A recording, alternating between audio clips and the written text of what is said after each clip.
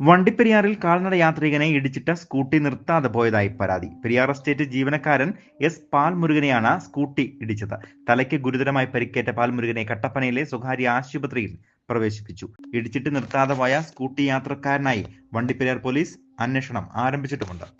Rainbow news വാർത്തകൾ നിങ്ങൾക്കായി അവതരിപ്പിക്കുന്നത് സ്ത്രീ സൃഷ്ടികളിൽ ഏറ്റവും പരിശുദ്ധയായ ഒന്ന്.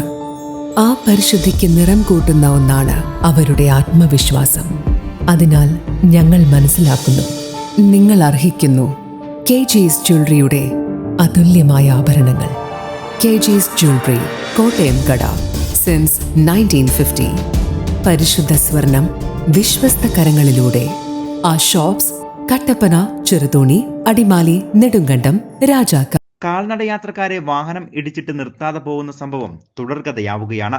ഇന്നലെ രാത്രി 7 മണിയോട് കൂടിയായിരുന്നു പെരിയാർ എസ്റ്റേറ്റ് ജീവനക്കാരനായ എസ് പാൽമുരുകനെ കക്കിക്കവലിൽ വെച്ച് റോഡ് മുറിച്ചു കടക്കുന്നതിനിടെ സ്കൂട്ടി ഇടിക്കുന്നത്.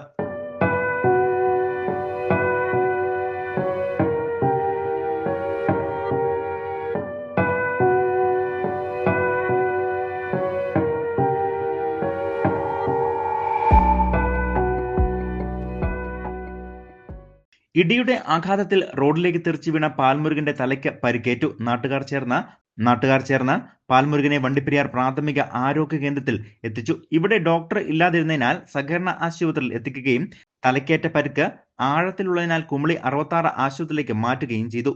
ഇവിടെ നിന്നും മുറിവ് സ്റ്റിച്ച് ചെയ്ത ശേഷം മുറിവിന്റെ ഗുരുതരാവസ്ഥയിൽ കട്ടപ്പനയിലെ സ്വകാര്യ ആശുപത്രിയിൽ പ്രവേശിപ്പിക്കുവാൻ നിർദ്ദേശിച്ചു. അവിടെ നടത്തിയ പരിശോധനയിൽ തലയോട്ടിക്ക് പൊട്ടലുള്ളതായി സ്ഥിരീകരിച്ചു. അപ്പോൾ തന്നെ ഞങ്ങൾ ഗവൺമെൻറ് ആശുപത്രിയിൽ പോയി. അവിടെ പോയപ്പോൾ അവിടെ ഡോക്ടറുമില്ല, ആരുമില്ല.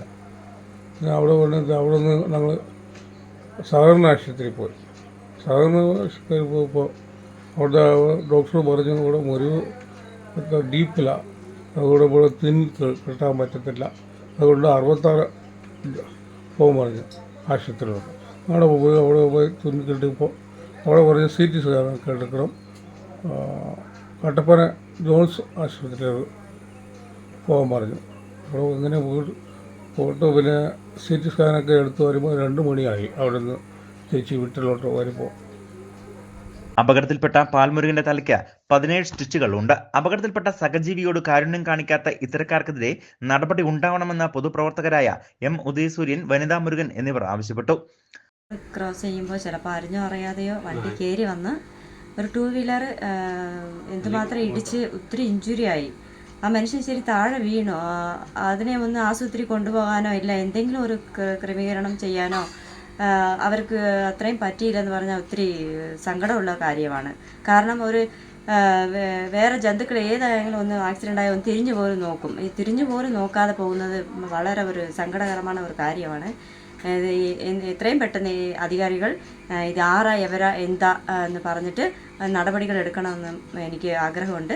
മുൻപ് സ്റ്റോക്ക് വന്നത് മൂലം പാൽമുരുകന്റെ കാലിന് അല്പം സ്വാധീനക്കുറവുണ്ട്. പരുക്ക് ഗുരുതരമായതിനാൽ നീണ്ട വിശ്രമം വേണമെന്നാണ് ഡോക്ടർമാരുടെ നിർദ്ദേശം.